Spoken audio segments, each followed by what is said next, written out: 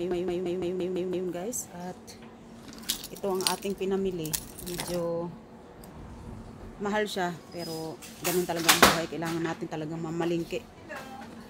Kailangan natin gumastos talaga ng pera eh. Hindi pwedeng hindi. So itong ating pinamalingki. Ayan. Sara ko muna yung bag ko.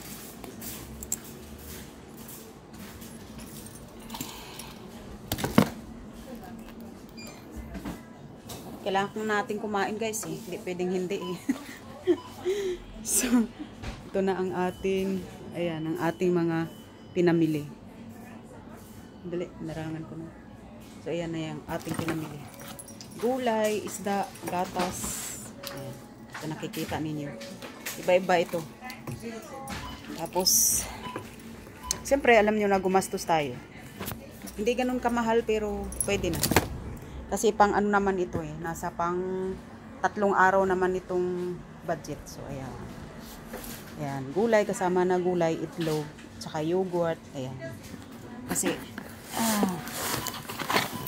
kailangan talaga tayong mamili. Hindi pwedeng magtipid lang ng magtipid. Kailangan talaga eh. Kailangan talaga natin gumastos eh.